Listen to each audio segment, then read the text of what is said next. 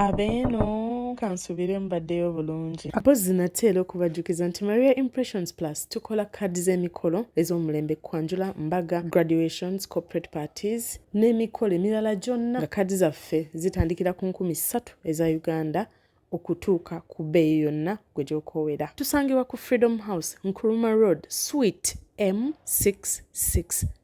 Nga n'akasembayo tutandike temwerabira okusubscribinga ku YouTube at Impressions Plus n'okufollowinga backup yaffe eya Impressions Plus family. Mugamba muti abaana ab'omumaka muno saaka batuuze b'okumutala guno. Lady Maria gyebaleko kansubire oli bulungi. Munnange sooka ojje wano mu bwangu kubanga nange bintabuseeko. Nina boyfriend wange twesisinkana mu 2018. Omulenzi oyo yali asoma campus ng'ali ku second year. Omulenzi ono bazadde be bano abantu abalinamuko ku ssente naye ng'ate tebafaayo nnyo okulondoola nsoma ya mwana waabwe. Kale nga bo bamala okuteekayo tuition ebiddako tebibakwatako. Naye omulenzi oyo namubeererawo mu buli mbeera yonna. Nze ebiseera nali nkola mu saloon banaye nabeerawo buli kyalinga kyetaagisa. Buli nga bw'omanyi ebintu by'oku university babeera n'ebyetaago bingi ate nga bazadde be bye baalinga tebamuwa naye nze nabeerangawo. Lady Maria nabeererawo omuntu ono ng'oyinza okugamba nze musajja mu relationship okuva ku kagoye akasooka munda ku mubiri kazibeere enviiri kalube lugoye lwayambala namubeererawo. Nalwaddaaki ne ŋŋamba kati kino kisusse kansooke neewummuzeemu omulenzi ono nsooke mwesonyiwemuko kumala akabanga ne mu blockinga nga ndaba obuvunaanyizibwa bummenya ne mu blockinga omulenzi oyo nannoonya nno yanoonya bubi nnyo paka bwe yanfuna nankomyawo. Bwe wayita emyaka 4 nga tuli ffenna bange luli lyali lyetoolodde omulenzi oyo yaddamu era najja n'angamba munange waliwo akalimu naye akalimu ako keetaagamuko kasente bwe kati ne bwe kati ate nga yali ansuubizza nti wanaaba ateredde ng'embeera eteredde twalibwa kubeera mu ssanyu era nange ssaali mubi namuyirawo omubiri mu byali byetaagisa era nga ne ssente zaali zeetaagibwa era nazino yanenzimuwa era omulimu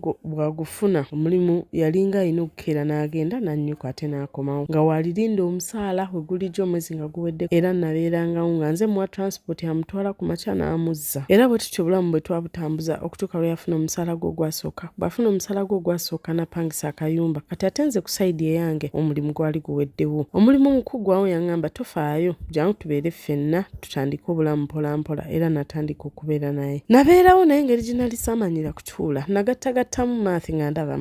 tagatta nensalawo ne ŋŋamba aneetaga kati genda ku kyeyokkola era naye namutuuza ne tubyogeramu nakkiriza n'agamba mu mazima tekijja kuggwa kyetaagamuko ssente ey'ekyeyo okwongera obulamu okubeera nga butambula bulungi. Kati wano we nali mprosesinga ebintu byange by'okugenda natuuka ne mbalabalamu nga ndaba ssente ze bamuwa zaafuna ntono n'obuvunaanyizibwa bwe tulina era naddamu ne nnoonya omulimu ne ntandika okukola mba naakafuna omulimu bwenti naddamu ne bamugoba. Nabeerawo n'ebbanga ng'ate ze nkola ze mulekerako zaanaalyako ekyemisana ng'asiba waka ng'ate bwe ngoba n'ebyebweru naye ng'ebintu tebikala ng'ate byetaagisa ssente. Ekiseera kyatuuka ebintu by'ebweru ne bikutuka. Kati wano mu time gye nagenda okukolera mu training oba bwe yafunira ssente oba ssente yazigyawo kuba omusajja oyo yali andaga nti talina wadde 10. Mangu awo n'agenda. Omuvubuka mu myezi 2 gye namala mu training omuvubuka oyo yafunirawo muwala mu bwangu awo n'agenda n'ewaabwe n'akyala. Nze nno saasooka kubitegeera. Leero mu mba ntambula ku TikTok kuno ne ngenda ngwa ku VDM ey'omukolo nga ye kennyini yakyala.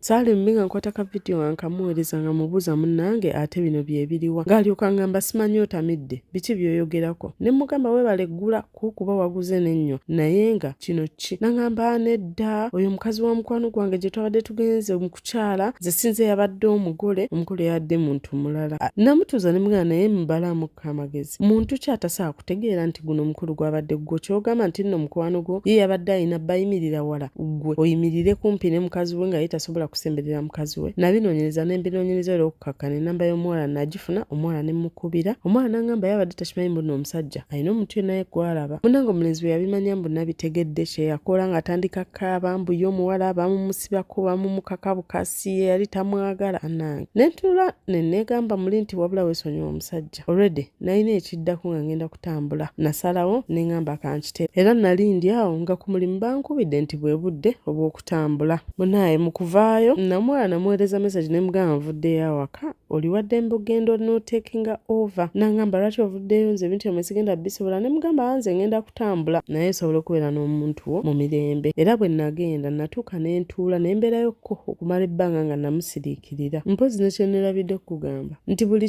kyali mu nnyumba eyo nga bw'omanyi TV kitanda bulanketi mufaliso masuuka butandaalo bikopo buli kimu ky'omanyi kali maanyi gange nze nabigula ebintu ebyo ne mbiteeka mu nnyumba bifo katono kawo nga sinagenda natuukamu ekiseera ne nkwera sisita wange ne munnyonnyola ebintu ebyo ne mugamba nkole nti ebintu byonna mbiggyeyo nangamba nedda just pickingamu ngoye zo zokka z'oba otwala era bwe nagera akaseera namukubira ne mugamba mbadde njagala kujja noneyo engoye zange nangamba totawaana kujja engoye zo zonna nazikumyeko omuliro n'enzookya mubuze engoye zange wayekyezza zaaki ezitalina buzibu nangamba totawaana nazookezza bwe ntyo nabeera ku kyeyo okumala emyezi 2 nga simuwuliza kuba nali namubulookinga munange yannoonya buli we yasobola okunoonya kuba buli wamu buli platform nali namubulookinga n'agenda n'afuna ennamba empya naddamu nanoonya buto najja nga yeegayirira bwakaaba musonyiwe mbusimanya teyamanya bwali busiru biki yanneegayirira nanneegayirira nendowooza muli nti oba oliawo osanga ateredde bannange era bwe nagamba nti kanziremu kale katuddiŋŋane yatandikira we yakoma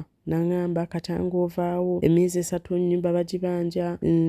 simanya yagala genda kola abweru kuba kyeyo naye era nga yeetaaga ssente wabula bannange ekisa kino kibi kubanga omusajja oyo yaddamu n'antuuza nannyonnyola ebintu almost byebimu ne bye yali yankola mu kusooka nenzikiriza okumuyamba era nakwata ssente kuba nalaba nga embeera gy'alimu mbi ddala nekwata ssente ne muwa ez'ennyumba ne mala ne muwa n'ez'okulya ez'emmere ewaka era yandaganga bwe yali ateredde nga akubira essimu obudde bwonna ne ku ssaawa 7 ogw'ekirungo oba oliawo nga akubidde essimu naye ebiseera bino yatandika okwebuzaabuza nze nabeerawo ne muyirawo omubiri naye ng'ebyo byonna bye yalinga yeebuzaabuza natuuka ekiseera ne ngamba kasita nze neekolera obusente bwange kansirika ebusirisi yatuuka ekiseera n'addamu n'akomawo buli lweyajjanga nga ye abazze nga ayagala ssente n'antuuza era n'aŋŋamba ayagala ssente za passport nenkwata ssente za passport nenzimuwa ebbanga ne lyetoloolera ddala nga passport erabikangako bwe yalaba mubuuza nnyo ku kya passport n'aŋŋamba munange ssente za passport zanfunako ebizibu era nsonyiwa oluvannyuma namala nenkitegeera okuva kuomu ku bafamily members be yankubira n'aŋŋamba nti ye n'oyo omuwala bwe yagenda n'akyala ewaabwe nti baaliko mu kyalo eyo nga balina ebintu byebakolako around that time weyansabira ssente ezo awo ne mmanya nti tegeeza ssente zange zayiza kukolako eyo project yaabwe munange nga ddamu nga ntuuza mu kiboozi buto ebiseera bino nga ŋŋamba ayagala ssente addemu agobe ku passport Uganda yafuka ya bizibu yeetaaga okuba nga omuntu olina kasente akava ebweru nabadde nkyali ku ebyo byonna nga ndi ku TikTok nga sigwako vidiyo ng'omwami eyo yayanjudde mu ssente ez'okubirize namu eza passport ze zimu kuzamuyambako mu kwanjula era bwe namala namuweereza message ne mugamba nti ulikaayo mu kwanjulako n'ansiramu n'aŋŋamba kaale kati ekisinga okunnuma Lady Maria kye kino lwaki omusajja aba akwesibako ng'akimanyi nti takwagala n'omunnyonnyola nze namutuuzanga enfunda nnyingi ne mugamba oba owulira nga sinze mukazi gw'oyagala ntandeka nja funa omusajja omulala n'aneesibako n'aŋŋamba gwe njagala kati ate at the same time ng'ate alina abalala balaba yes fine kale abeere n'abalala balaba naye n'atuuka n'okubeera nti akyali waba w'omukazi n'okumwanjula n'amwanjula ate ng'eno bw'akyakulimba bwakuggyako obusente bwe obw'ekikazi naye banaye kambabuuzeemuko omuntu ng'ono lwaki ddala simuloga abasajja balala ne balabira ku ye omuntu nakwononera emyaka 6 egy'obulamu bwo n'omwegayirira ng'enfunda n'enfunda n'omugamba munange bw'oba sinze muli mu mutima nga wewulira sinze ndeka n'akwegayirira n'akugamba bw'akyuse bw'ateredde buli kaseera lwaki omusajja ono simuloga n'abeera ekyokulabirako bw'atyo nno mwana ati oyo bw'asobeddwa nga ababuuza omusajja amuloge oba amuleke bannange comment section y'omumaka muno muyambe kuba namwe mubawe ku magezi mulekerawo okubeera mu comment section nga mukomentingira ddala ebintu ebiviira ddala ku mulamu ebitalina nawe bikwataganirako gwe n'obeera ng'owuliriza emboozi ya muno n'omala okugiwuliriza nga tolinawo namagezi g'osobola kuwaawo wadde okuteesa ate bwe ndiwawo okuleeta videos empya ne mubala ne mubeera mu comment section ne mucomplaininga leeta videos